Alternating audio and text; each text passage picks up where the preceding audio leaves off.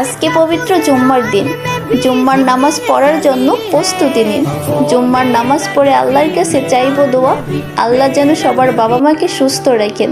কি কমেন্টে আমিন লিখে যাবেন না?